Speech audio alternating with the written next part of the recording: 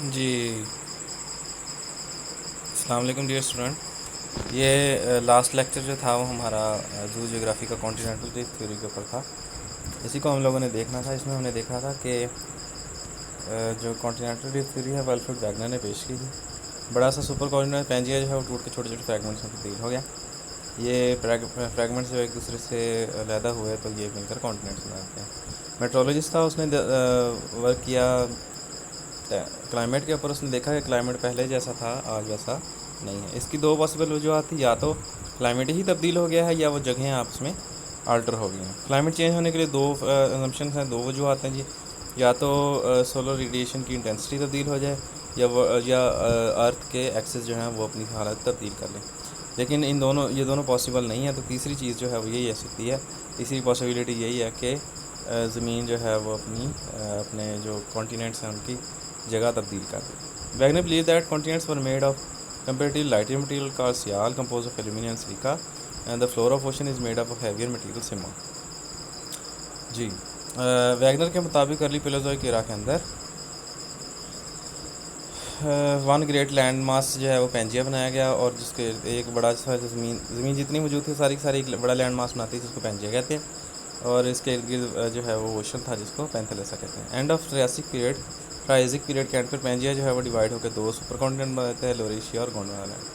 अब वैगनर के मुताबिक सुपर कॉन्टिनेंट जो है वो ब्रेक होकर छोटे छोटे फ्रैगमेंट्स बना देते हैं जो कि एक दूसरे से अलहदा होकर आज के कॉन्टिनेंट्स बना देते हैं। ये देखें जी, ये आपका पेंजिया था, सिंगल सुपर कॉन्टिनेंट था, जबकि इसके अंदर टाइटलस सी या पेंथेलेसा मौजूद था।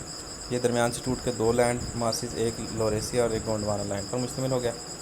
अब इसकी एविडेंस ज़रा इसको गौर से देखिए। गोंडवाना लैंड जो है इसके अंदर क्या है, ये अफ्रीका है, ये साउथ अमेरिका है, ठीक है।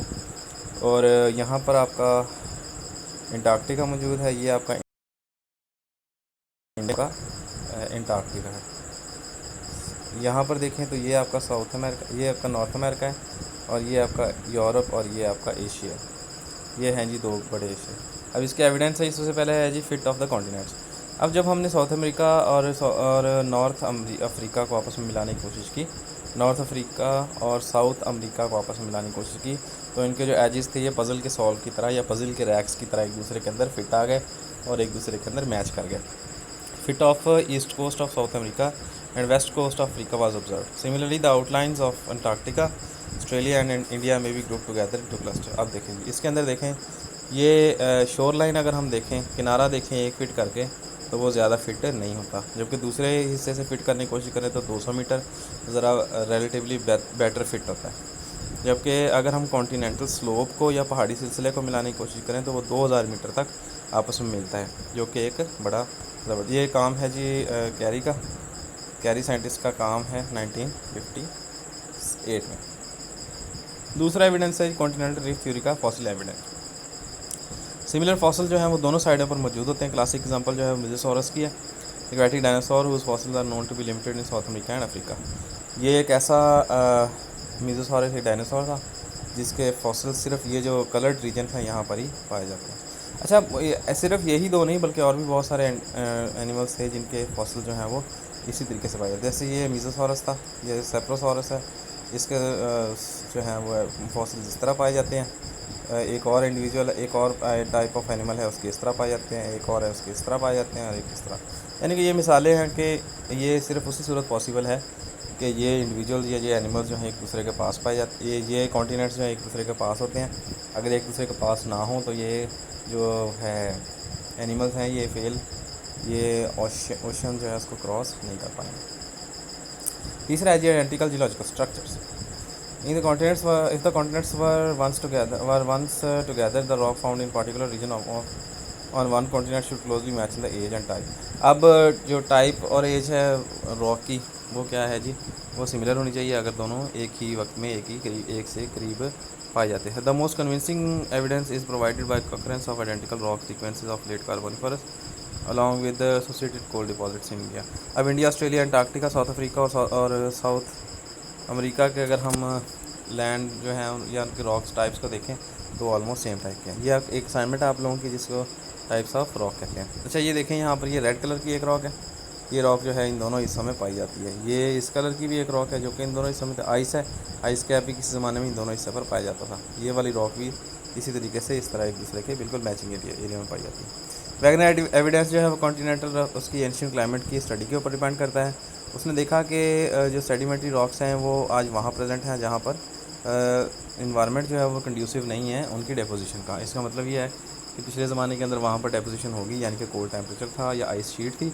आज वहाँ पर आइस शीट नहीं है बल्कि हॉट टेम्परेचर है, लेकिन वहाँ पर कार्बोनिफेरस जो सेडिमेंट्री रॉक्स हैं वो ये इस चीज़ की एविडेंस हैं कि यहाँ पर हो सकता है किसी ज़माने में बर्फ़ मौजूद होती हो। कोरल रीफ और कोल्ड डिपॉजिट्स जो है ये भी एक बात की निशानी है कि हो सकता है यहाँ पर पहले बर्फ़ हो। ये देखें, ये कोरल रीफ और कोल्ड डिपॉजिट्स हैं ये स्पेसिफिक हैं। यहाँ देखें दुनिया के अंदर एक ख़ास ही एक इक्वेटर के करीब एक लाइन है जहाँ पर कोल्ड रीजन्स कोल पाया जाता है, जबकि उसके साथ साथ ऐसी जगहें हैं जहाँ पर आज बर्फ़ पाई जाती है ये देखें जहाँ पर ये से यहाँ पर पास्ट में बर्फ़ पाई जाती थी, और वो जो ए पार्ट है यहाँ पर आज भी बर्फ़ पाई जाती है। अच्छा जी, यहाँ पर देखिए टेम्परेचर डिफरेंसेस हैं जी। ये क्लाइमेटिक एविडेंस की निशानी है कि जी क्योंकि ये लाइनें एक दूसरे के करीब पाई जाती हैं। यहाँ पर मौजूद रॉक्स जो हैं इस बात की निशानी है कि हो सकता है इस ज़माने में सारे के सारे बर्फ़ से ढके हों। ये 4 एविडेंसेस ज़रा गौर से देख लीजिए इनको। Evidence of continental theory, continental edges जो हैं वो एक दूसरे के बिल्कुल साथ मिले होने चाहिए। किस तरह मिले होने चाहिए? Fit like puzzle pieces. उसके बाद evidence of continental reef theory, fossil जो है वो सेम टाइप के पाए होने चाहिए क्योंकि एक दूसरे के, और वो डिफरेंट कॉन्टिनेंट्स में होने चाहिए, तो ये निशानी है कि वो एक दूसरे के करीब आ जाते थे। क्लाइमेट जो है वो एक दूसरे के साथ साथ वाले इलाकों का तकरीबन सेम होता है, या इस तरह समझ लें कि कॉन्टिनेंटल आइस शीट दोनों इलाकों पर पाई जाती है। एविडेंस ऑफ कॉन्टिनेंटल रीफ के अंदर रॉक स्ट्रक्चर है। रॉक स्ट्रक्चर जो है ये माउंटेनरी सिमिलर फीचर्स जो है ये हमें हासिल हो जाते हैं।